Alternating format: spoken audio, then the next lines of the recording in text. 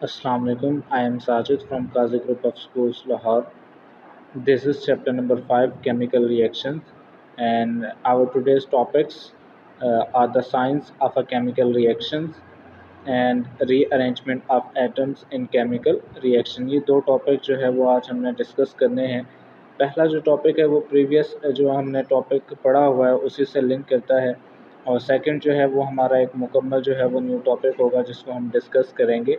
Science of a chemical reaction से मुराद ये है कि अगर कोई केमिकल रिएक्शन होता है तो हमें कैसे पता चलेगा कि केमिकल रिएक्शन हो चुका है, मतलब उसके कोई साइंस होंगे, कोई सिम्टम्स होंगे।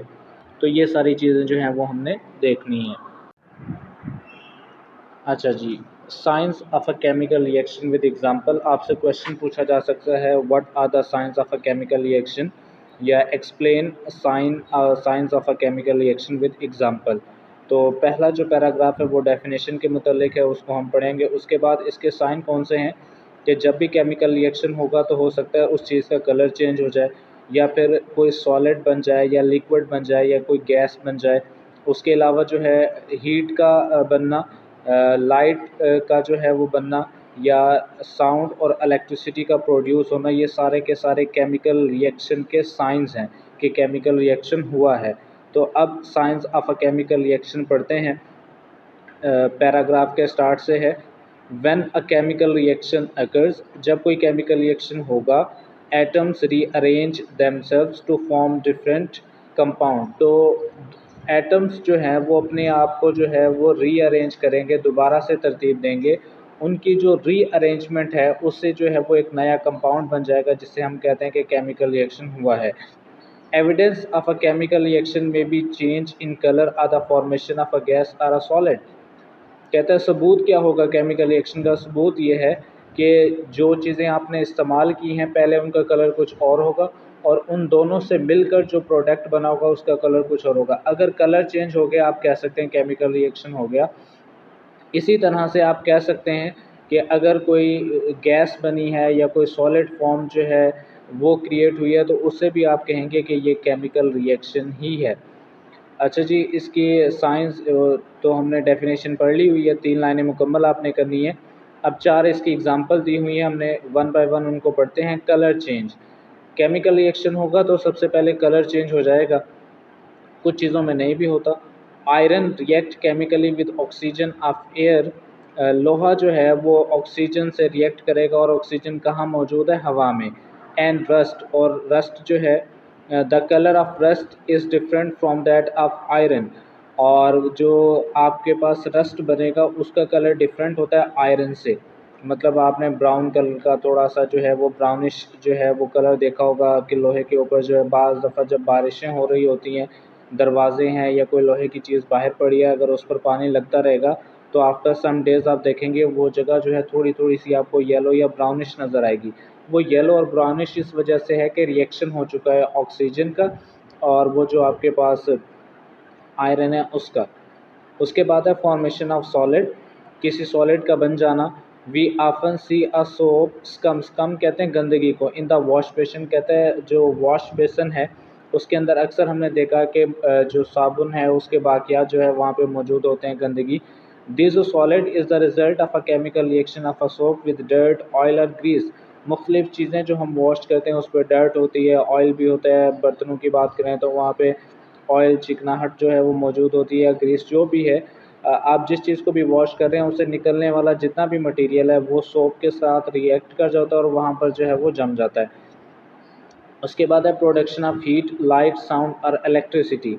एनर्जी इज़ रिलीज्ड और एब्जॉर्ब ड्यूरिंग केमिकल रिएक्शन। जब भी कोई केमिकल रिएक्शन होगा तो एनर्जी या तो एब्जॉर्ब की जाती है या फिर रिलीज़ की जाती है। एब्जॉर्ब का मतलब है जज़्ब करना, और रिलीज़ का मतलब है खारिज करना।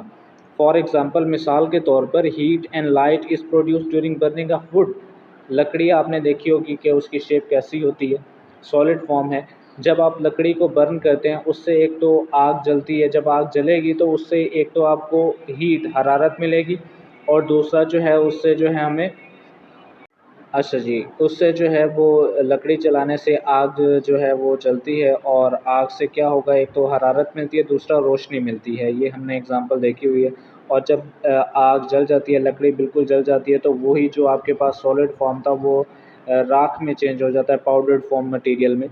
Formation of a gas, gas का जो बनना है ये भी कहलाएगा आपके पास क्या है, केमिकल रिएक्शन है। When we drop some kind of antacid tablet in water, antacid tablet basically acidity के लिए इस्तेमाल होती हैं कि स्टमक के अंदर अंदर जो है अगर एसिडिटी है, तेज़ाबियत है, तो उसके लिए जो है वो डॉक्टर उसको न्यूट्रलाइज़ करने के लिए जो है वो एंटासिड टैबलेट देते हैं। और वो टैबलेट जो है वो एलुमिनियम ऑक्साइड की हो सकती है, कैल्शियम कार्बोनेट की हो सकती है, या फिर मैग्नीशियम हाइड्रोक्साइड की हो सकती है। जब आप उसको वाटर में डालेंगे क्या होगा, it gives off bubbles of carbon dioxide gas, तो वो वाटर के साथ रिएक्ट करके जो है वो कार्बन डाइऑक्साइड के बबल जो है वो बन जाएंगे। तो ये आपके पास डिफरेंट साइज़ हैं, इसमें कोई भी डिफ़िकल्टी नहीं है। आपने ये नहीं देखना कि ये इतना सारा लिखा हुआ है या इस तरह से है, बिल्कुल इजी से है। रीअरेंजमेंट ऑफ एटम से केमिकल रिएक्शन होता है, फिर उसके साइन है, कलर चेंज है, फॉर्मेशन ऑफ सॉलिड है, प्रोडक्शन ऑफ हीट है, फॉर्मेशन ऑफ गैस है। तो अगर आप हेडिंग्स याद कर लेंगे और आपने ये लेक्चर सुना है तो यकीनन आपको जो है वो रट्टा लगाने की ज़रूरत नहीं पड़ेगी, और आप इसको जो है वो खुद ही ये आपको मेमोराइज़ हो जाएगा। उसके बाद है नेक्स्ट हमारा जो टॉपिक है, ये एक्सरसाइज में क्वेश्चन भी मौजूद है, explain rearrangement of atoms in a chemical reactions with examples, कि एटम जब अपने आप को तरतीब देते हैं दोबारा से तो उससे केमिकल रिएक्शन कैसे होता है उसको एग्जांपल के साथ एक्सप्लेन करें। एक्सरसाइज में लॉन्ग क्वेश्चन नंबर ये 2 है, यहाँ पे भी मैंने मेंशन कर दिया है। कहता है हम जानते हैं कि जो नया बनने वाला प्रोडक्ट है वो पहले से मौजूद किसी चीज़ से बनता है, तो बस यही बात इसमें डिस्कस होगी बार बार।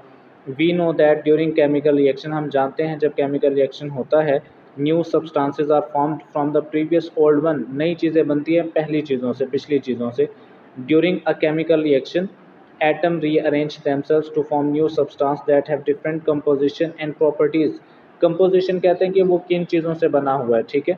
फॉर एग्जांपल अगर हम बात करें हाइड्रोजन की और ऑक्सीजन की, hydrogen is different from oxygen, दो डिफरेंट एलिमेंट है, हाइड्रोजन भी और ऑक्सीजन भी, लेकिन जब आप इनको मिक्स कर देंगे तो इससे एक नया आपके पास कंपाउंड बन जाएगा, वो है वाटर, H2O। अब देखिए पहले सिंगल सिंगल था, अब वो उसकी कंपोजिशन चेंज हो गई है, और उसकी प्रॉपर्टीज़ ये है कि पहले वो अगर आपके पास गैसेस फॉर्म में था तो अब वाटर आपके पास लिक्विड फॉर्म में हो सकता है। सेकंड पैराग्राफ देखें, as a chemical reaction take place, जब केमिकल रिएक्शन होता है, atoms in reactant are rearrange to form, आपको कहा था जो चीज़ पहले मौजूद है इस्तेमाल होगी रिएक्शन में वो रिएक्टेंट, और उससे जो नई चीज़ बनेगी वो प्रोडक्ट। तो रिएक्टेंट के जो एटम्स है वो अपने आप को रीअरेंज करते हैं, उनकी तादाद सेम रहती है, मतलब अगर आपने 5 एटम यूज़ किए हैं तो प्रोडक्ट में भी आपको 5 ही मिलेंगे। Atoms and molecules collide, collide का मतलब होता है टकराना, and rearrange themselves in a new manner, और नए तरीके से अपने आप को जोड़ लेंगे। The number of atoms of each element in the reactant is the same as in the product, जितने रिएक्टेंट के अंदर आपके पास एटम्स थे उतने ही आपको प्रोडक्ट में मिलेंगे। तो ये पैराग्राफ आपने दोनों मुकम्मल कर लेने हैं, सेम ही बात है, कोई डिफ़िकल्ट नहीं है, ऊपर वाले टॉपिक से लिंक करता है ये।